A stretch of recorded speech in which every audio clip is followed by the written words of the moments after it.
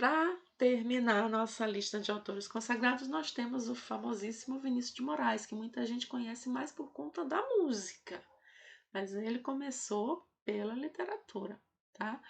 Vamos ver os textos dele? Com certeza vocês já ouviram. Olha que coisa mais linda, mais cheia de graça.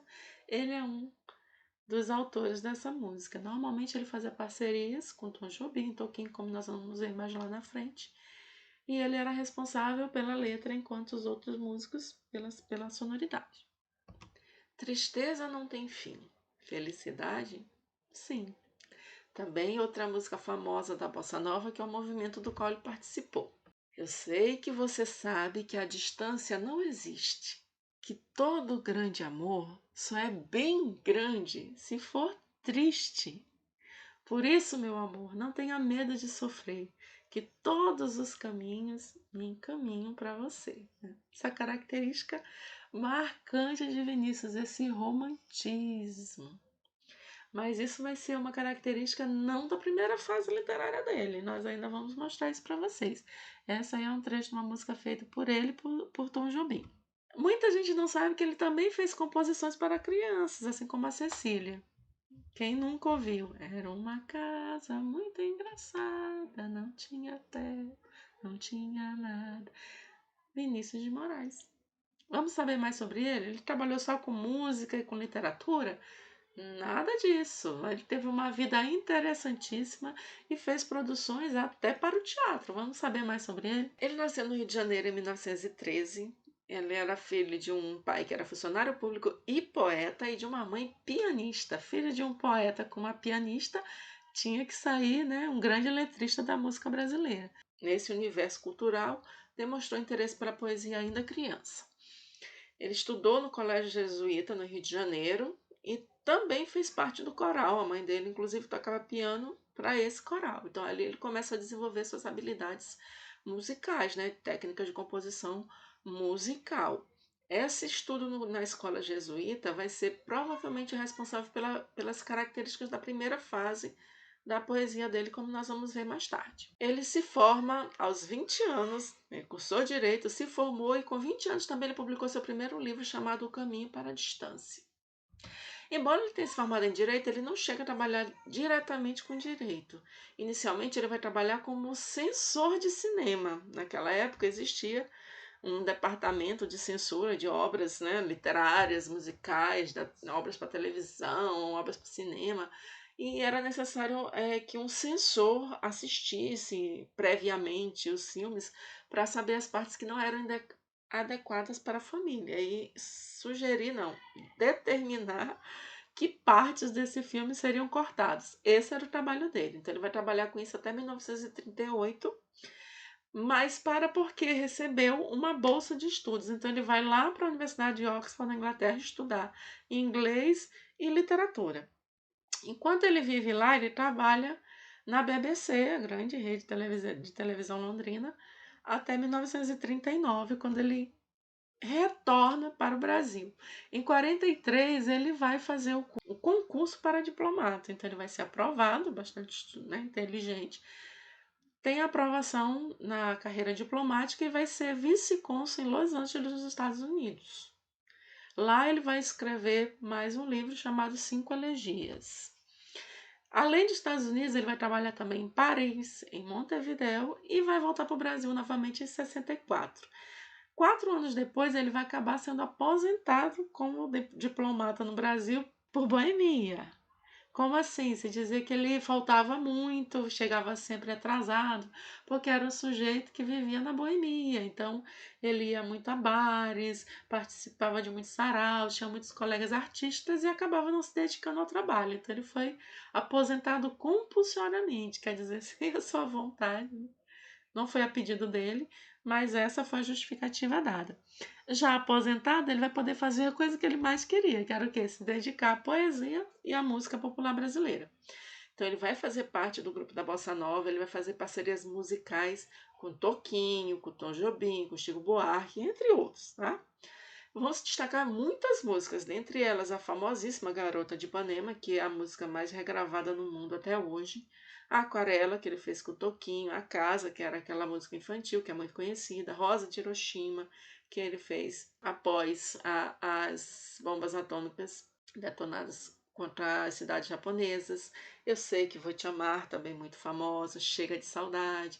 Então são todas músicas muito famosas da Bossa Nova, cuja composição era basicamente dele, ou dele em parceria com esses outros cantores. Ele vai lançar também um álbum com essas músicas infantis. Além de se dedicar à música e à literatura, ele também vai se dedicar ao teatro. Ele resolve fazer uma peça no Brasil chamada Orfeu da Conceição, onde ele se inspira no mito de Orfeu, era um músico, né, que entre aspas, animava as festas dos deuses. Então ele pega a história de Orfeu e adapta para o Brasil. Esse Orfeu da Conceição vai ser um músico também, na verdade, que mora no Morro da Conceição, no Rio de Janeiro. Vai ser um Orfeu negro, compositor do samba enredo, da escola de samba, vai ter todo aquele envolvimento por uma Eurídice, se apaixonar por essa Eurídice, essa mulher que é um pouco inatingível, até que ele consegue conquistá-la, e nesse momento ela acaba morrendo, né? No mito, Hades leva ela para o mundo inferior e ele vai buscá-la nesse mundo inferior. Então, ele faz as adaptações necessárias e existe um filme sobre essa peça, chamada Orfeu da Conceição, foi lançado há alguns anos, cujo personagem principal é até o cantor Tony Garrido, da banda Cidade Negra. Essa peça dele foi vista por um diretor francês, ele se encantou com a peça e pediu para fazer a adaptação para o cinema, né? Ele autorizou a adaptação e ainda compôs a trilha sonora para o filme. O sucesso foi tanto que ele foi premiado com a Palma de Ouro do Festival de Cannes e com o Oscar de melhor filme estrangeiro. Embora a história seja brasileira, ele é considerado, né, foi um filme francês. Então a história é nossa, mas o Oscar foi para a França.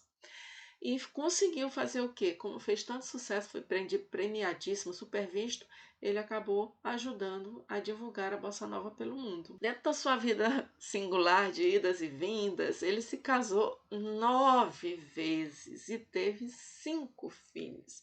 Então, uma vida muito singular, né? Ele falece em 1980 devido a problemas decorrentes de uma isquemia cerebral. Então, quais são as características? A produção dele tem duas fases bem distintas uma da outra. A primeira fase vai ser carregada de misticismo e profundamente cristã. A gente viu que ele vem do colégio jesuíta, né? Uma educação rigorosíssima. Então, ele tem essa influência religiosa e ainda compunha com as características místicas, né, dos simbolistas.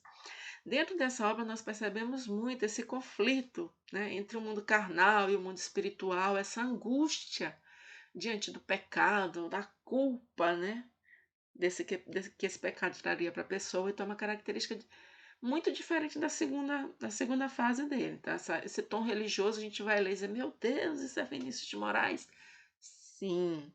A linguagem dessa primeira fase é uma linguagem hermética, assim, um vocabulário tão selecionado que chega a ser difícil, né, de difícil entendimento. Vai precisar, inclusive, de conhecimentos religiosos para você compreender essa mensagem, né? Muito fechada à religião e ao simbolismo.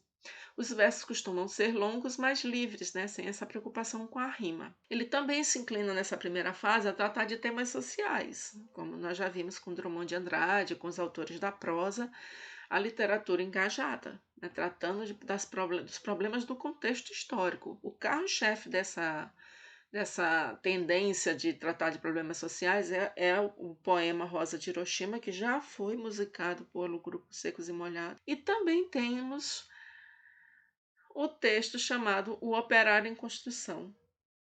É um poema bem longo, praticamente narrativo, onde a gente observa o dia a dia de um operário de construção. Esse poema é o poema mais famoso de denúncia que nós temos na literatura nacional. Primeiro vamos ver aqui um poema bem religioso, chama-se O Único Caminho, um trecho. Eu sei que a verdade, letra maiúscula, hein? Deus é verdade. Eu sei que a verdade ainda habita a minha alma, e a alma que é da verdade é como a raiz que é da terra. O caminho fugiu dos olhos do meu corpo, mas não desapareceu dos olhos do meu espírito. Meu espírito sabe. Ele sabe que longe da carne e do amor do mundo fica a longa vereda dos destinados do profeta.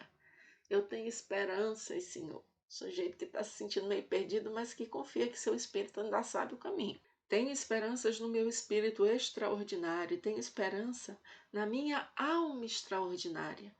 O filho dos homens antigos, cujo cadáver não era possuído da terra, há de um dia ver o caminho de luz que existe na treva.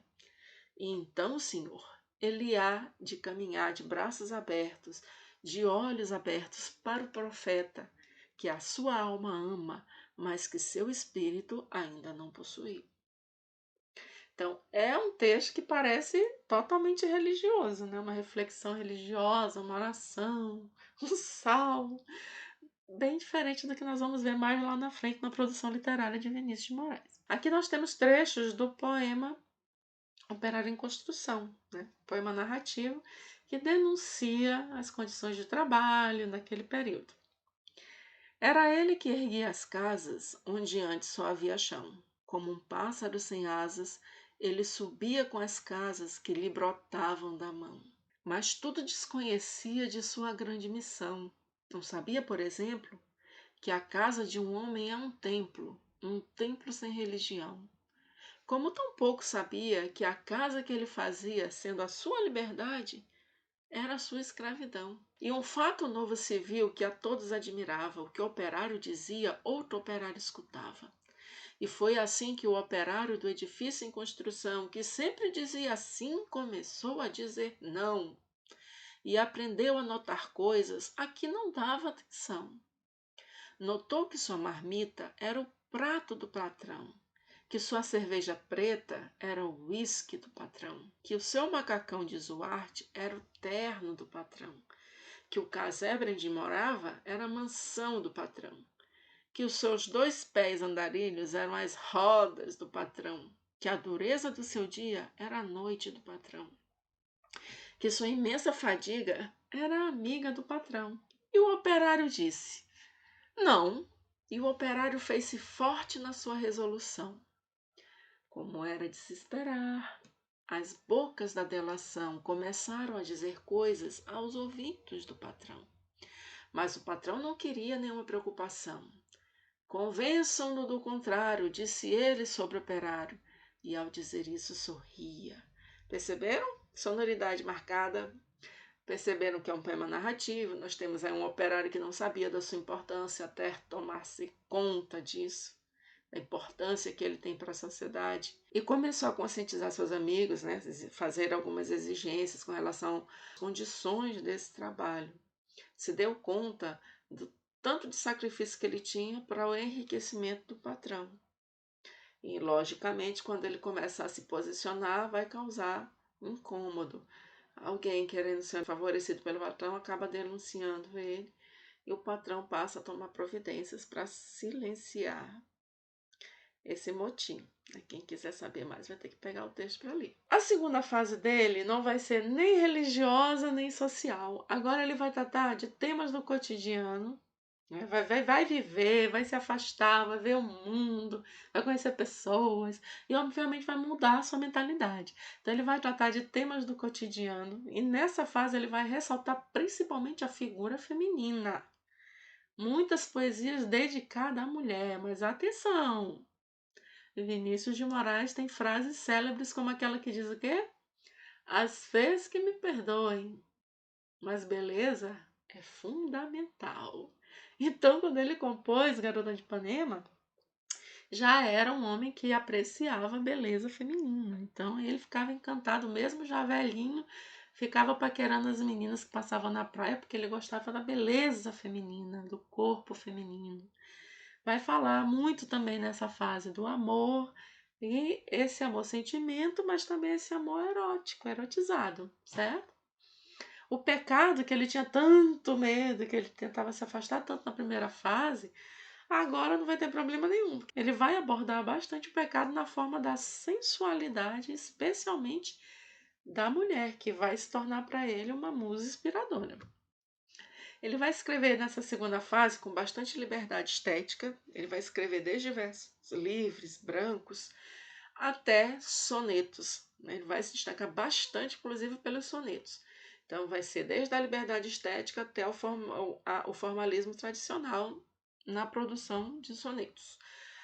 Mas são sonetos com uma linguagem bem simples. Talvez ele tenha trazido isso da música, né? Como a música tem que ser feita com uma linguagem acessível, contemporânea, para que as pessoas entendam aquilo que a mensagem que essa música traz, essa característica ele transporta para a literatura. Então, os textos dele serão com uma linguagem simples. Serão, então, verdadeiras odes, né? Textos para elogiar a vida, o amor, as mulheres. Vai falar com muita frequência sobre a felicidade e a infelicidade, né? Que são os dois lados pelos quais nós poderemos passar na vida. Ele passou bastante, né? Ele casou 9 vezes, então 9 vezes ele se empolgou e pelo menos 8 vezes ele ficou triste ao se desfazer desses casamentos. Vamos ver o exemplo de um soneto dessa época. Aí nós temos o soneto da separação que ele fez na Inglaterra, em 1938. De repente, do riso fez-se o pranto, silencioso e branco como a bruma, e das bocas unidas fez-se a espuma, e das mãos espalmadas fez-se o espanto. É uma separação. Como é que estava no riso? Para onde foi? Para o pranto, para o choro. As bocas que estavam unidas se separaram, se desfez essa ligação. De repente, da calma fez-se o vento, que dos olhos desfez a última chama, levou embora aquela última chama. E da paixão fez-se o pressentimento, e do momento imóvel fez-se o drama. De repente, não mais que de repente, fez-se de triste o que se fez amante, e de sozinho o que se fez contente. E que ele inverte a ordem, mostra como o sujeito está agora e como era antes. Fez-se do amigo próximo o distante, fez-se da vida uma aventura errante. De repente, não mais que de repente. Então, de repente, houve a separação. Alguém deixou de gostar e cada qual foi para o seu lado. O inverso do soneto da separação foi o soneto da fidelidade, que ele fez mais tarde em São Paulo, em 46. É um dos mais famosos também. Ó. De tudo ao meu amor serei atento. Então, eu serei atento ao meu amor sobre todas as coisas. Tudo. Vou estar atento a tudo que for dele. Antes e com tal zelo e sempre tanto, que mesmo em face do maior encanto, dele se encante mais meu pensamento. Então pode estar olhando a pessoa mais linda do mundo, encantadora, mas o meu pensamento está ocupado com quem eu amo, eu nem vou perceber. Quero vivê-lo em cada bom momento, e em seu louvor, hei de espalhar meu canto, e rir meu riso, derramar meu pranto, ao seu pesar ou seu contentamento. Então, se a pessoa estiver triste, eu ficarei triste com ela. Se a pessoa ficar contente, eu também vou dividir essa alegria com ela. E assim, quando mais tarde me procure, quem sabe a morte, a angústia de quem vive, ou quem sabe a solidão, que é o fim de quem ama, eu possa me dizer do amor que eu tive, mais tarde, quem sabe, né? Que não seja mortal, posto que é chama, mas que seja infinito enquanto dure. Foi composto em Estoril, Portugal, em 1939, mas foi publicado só em 46 em São Paulo. Então, observe, para ele o amor não precisa nem ser eterno, porque ele é uma chama, uma hora ela vai apagar. Isso a consciência ele tinha. Mas que enquanto ela estiver acesa, que ela seja infinita. Esse infinito não é de durar para sempre, é de não ter tamanho. Gigante, enorme, completo, enquanto ela for forte, enquanto ela existir. Quando acabar, paciência, certo? Então, esse foi Vinícius de Moraes. Deu para a gente saber um pouquinho mais sobre ele. Outros autores vão se destacar. Vamos falar ainda sobre o Mário Quintana, mas ele ficou separadinho, porque ele é tema da UEMA este ano. Então, nós estamos preparando material sobre ele separadamente, certo? Para as próximas aulas. Um beijo a todos e até lá!